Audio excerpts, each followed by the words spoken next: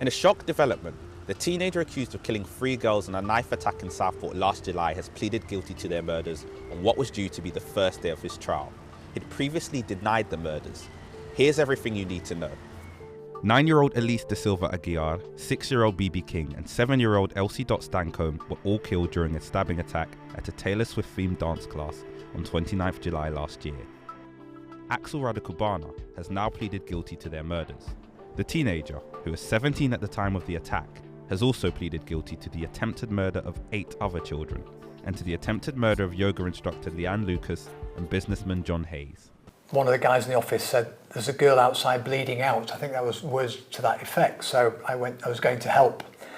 And when I opened the door, there was a girl on the floor who appeared motionless and with quite heavily blood-stained clothing, who who would have been another person in need of help. But then at the other side of her, directly in front of me, is this guy with a knife which was blood-stained, and in a pretty menacing way he came towards me. We had a bit of a grapple. I mean, it wasn't close quarters combat or anything like that.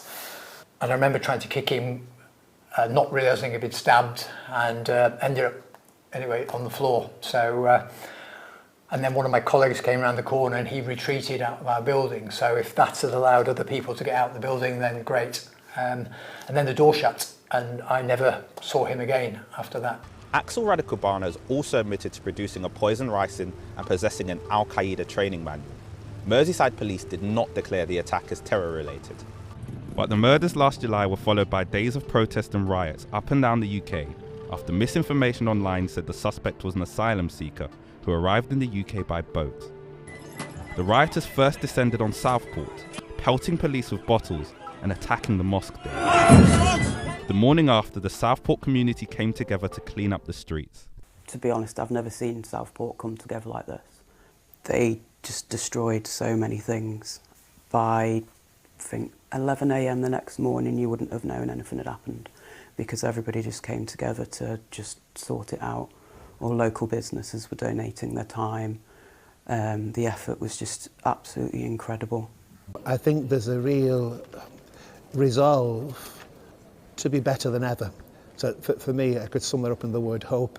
I think there's an awful lot of hope. People have been so shocked by the horror of what happened.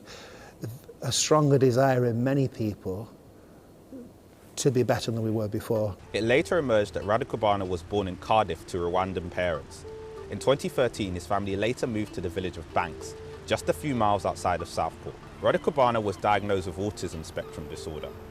He was expelled from school over claims involving a knife and a hockey stick and moved to a specialist school. Teachers there were concerned about his behaviour and violence towards others. His guilty pleas mean there will now be no trial. He showed no emotion as he was taken down to the cells on Monday. It is clear that this was a young man with a sickening and sustained interest in death and violence. He has shown no signs of remorse. And I am deeply grateful that today's plea has spared the families at the heart of the case the pain of having to relive their ordeal through a trial. Today, our thoughts are with all those whose lives were altered by what happened on that day. Most of all, we think of Elsie, of BB and of Alice, the 3 beautiful young girls whose lives were cut short.